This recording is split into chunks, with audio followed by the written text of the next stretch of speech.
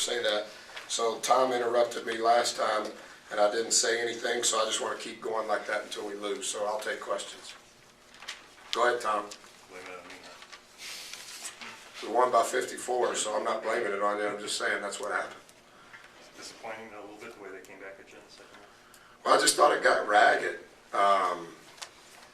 You know, we made a run, and I probably should have subbed some guys out. As hard as we play, it's hard to play a long period of time on both ends of the floor and be able to execute. And it got ragged. Should have called a timeout when I sensed that it was becoming ragged. And, you know, when we're out of sync on either end of the floor, it typically leads to whatever end we're on, the other end is about to get out of sync too. And I know that. That's how we play. That's how we work. And so I attribute most of that raggedness from the 11 to the 8-minute mark on me just as much as I do our guys. Because we were taking surprise shots, which we never take. They were scoring on one pass or less possessions, which rarely happens. And it was, I don't know what the numbers exactly were during that time, but it was definitely not us, and it was definitely the worst part of the game. Did you think about just letting them try to gut through that period instead? I do that a little bit, but I think I have a more keen sense of the difference between figure it out on your own versus, yeah, let's stop and kind of regroup. And I think I used my second to last time out at about the 6-minute mark, and that was the timeout that I should have used 3.5, 4 minutes early. I got to do a better job of that, and I think I will. But it went 2 possessions too long during that ragged stretch. Anything about Norfolk State surprise you guys tonight? I don't think so. No. Your points in the paint big for you guys tonight, 46. Yeah, we had 59 paint touches was the unofficial count. We'll watch it here in a minute when we get done. 26 out of 33 assisted baskets. That's an incredibly high number. I thought our guys were very unselfish. I think anytime your perimeter players, not specifically your point guard, leads your team in assist, that probably means that everybody's getting a touch that possession. It probably trends towards you're going to shoot a very high percentage from the field because baskets are going to be assisted. So there's a lot of connected parts to that.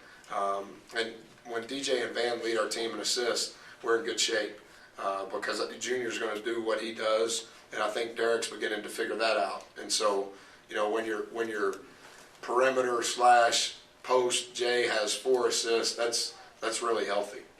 Get you some easy baskets then at the rim? Yeah, I mean, all of that is going to trend towards easy baskets because in order for those guys to get assists, that probably means they have forced help, whether that be in transition or in the half court. If those guys are forcing help, it's going to lead to a dump off. It's going to lead to an easy basket in the paint, or it's going to lead to an uncontested shot from the perimeter, which are things that we want. How would you assess Vander's confidence and aggressiveness through the first 2 games? I like him. He's really matured. But, I'm different than most guys. I think that as you grow as a human, you grow as a player. And as you struggle as a human, you struggle as a player. And I believe that same thing for a coach. That's why I'm such a recluse in what I do on a day-to-day basis. I'm either at home or I'm at work. Because if I get strung out, I'm not any good as a human. And if I'm not any good as a human, I'm not any good as a coach. And so I absolutely love Van. I've spent an incredible amount of time with him during his tenure here thus far. And I think really bright days are ahead of him. On the court, we've seen it last season, non-conference. Why is it different this year? Well, I don't mean to be simplistic. There's a big difference. Vander was 17. Nobody ever typed that last year. Nobody ever tweeted that last year. There's a big difference between being 17 and 18. And particularly when during that year you experience playing at the highest level in the best league in the country in your home state where everybody thought that if the collecting a bargaining agreement would have been different. You would have went straight to the league. That's a lot of different stuff before you ever get to the floor.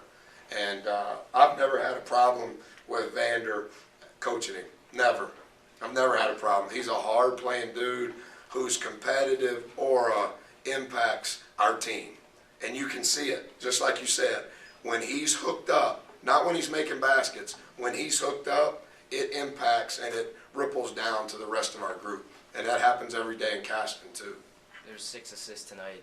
There were rumors early from a couple of national outlets that said he may see some time at point guard.